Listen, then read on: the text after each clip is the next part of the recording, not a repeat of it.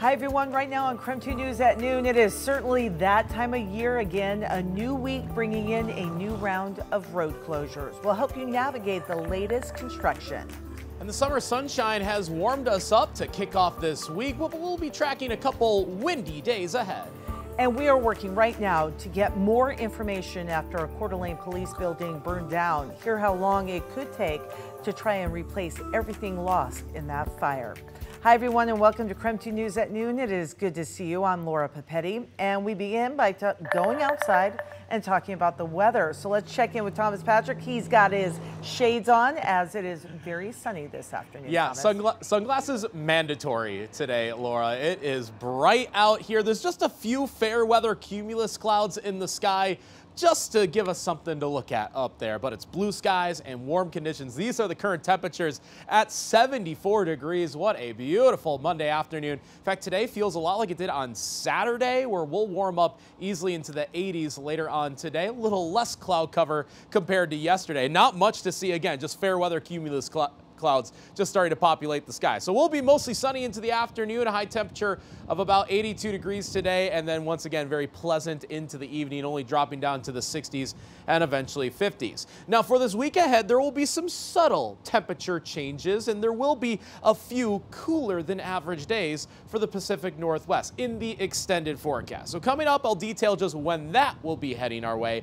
and which days of the week will end up the windiest overall. So those details are in a few minutes. Thomas, thank you. And we are tracking a wildfire. This is happening in Chelan County. It's called the Pioneer Fire. It's about 300 acres as of right now, burning about 30 miles northwest of Chelan. There are some evacuations involved, a level 3 evacuation order in place for the Rex Creek area and a level 1 evacuation for the north shore of Lake Chelan between Canoe Creek and Meadow Creek. Also happening today, a new incident team is arriving to take over the command of that firefighting effort. Let's talk about it. What's frustrating so many people. We do have a construction alert for drivers on Spokane South Hill. The city is warning drivers to go ahead and prepare for long delays, and this is due to work along the very busy road of 29th. KREM 2's Brandon T. Jones has a look at the closures and how you can get around them. Yeah, well, the key thing to know here if you use 29th is that there are going to be some significant delays in place for quite some time. So as you can see right here behind us, they already have some signage placed up. And we saw earlier today already a semi truck hit some of these cones in place. So take your time, be prepared, and understand that you may run into some delays because of this road work. Today, city crews will be paving between Ray and Ivory Streets. As that grind and overlay work continues, a section of Regal Street from 29th to 34th will also be closed today. So here's a couple city recommendations to get around the construction. First option encourages drivers to use Rockwood Boulevard, Southeast Boulevard, 37th and 57th Ave going east and west when possible. The second alternative going north and south will be Southeast Boulevard, Grand Boulevard, and Ray Street.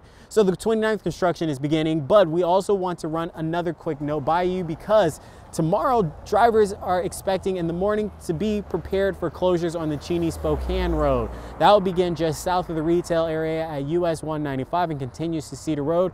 That project will focus on supporting water capacity improvements in the area. So just again, as another reminder, if you use it in the morning or use it on the afternoon commute, you may just want to be prepared for some of those delays or get out of the house a little bit earlier as well to get to wherever you need to be on time. But for now, reporting here on the South Hill, Brandon T. Jones, KREM 2 News.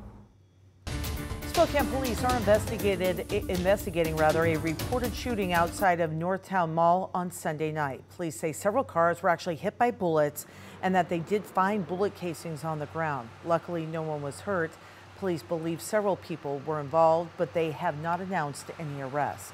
The mall remains open during the investigation. Also, in the meantime, one person is in custody, another in the hospital. This is after a shooting in downtown Spokane that happened on Friday night. It happened on Division and Pacific just after 7 p.m. KREM 2 was one of the first on the scene and spoke to a witness. Then a guy came out in the middle of the road and he was walking backwards. He had a selfie stick and a gun. And then all of a sudden I hear a shot in the my back window, and my back window marbleized immediately. Police arrested a suspect but have not shared any updates on the victim's condition. Also, we do have some new information in the disappearance of a missing 2-year-old little girl, her father, and his fiance. Pullman police and the FBI now believe they fled to Mexico. The FBI is helping Pullman police track down Aaron Ong after he failed to return his daughter to her mother. Police thought he was originally going to Montana to buy some camping gear, but now believe that the three are likely in Mexico. Police say they've been traveling in a black 2014 Cadillac XTS with the Idaho license plate that you see right here on your screen. They think Ong's disappearance is connected to the disappearance of his fiancee and WSU graduate Nadia Cole. She went missing after walking out of SeaTac Airport last week. And if you have any information on this case, you're asked to contact the police.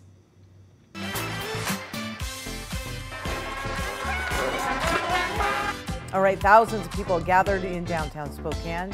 This was on Saturday for the 32nd annual Spokane Pride Parade. More than 100 groups participated this year, and more than 200 vendors and performers took over Riverfront Park for the festival. We need to show people that we don't have to hide, that we are a community and that we're safe to be here in Spokane because there's so many of us. We're not alone. All right, and you may have spotted KREM 2 at the parade. Our Let's Talk group walked in the parade again this year, and the festivities certainly are not over. There are several Pride celebrations going on across Spokane. That's the entire month of June. So some events include the Rainbow Run, a tie-dye party, and then Pride in Perry. For more information, go to KREM.com. We've got you covered. As firefighters, we see as part of our job, right? But it definitely hits home when it's someone you know. And still ahead, right here on KREM 2 News at noon, a Coeur d'Alene Police Department burned down over the weekend. We have a closer look at what was lost in that fire.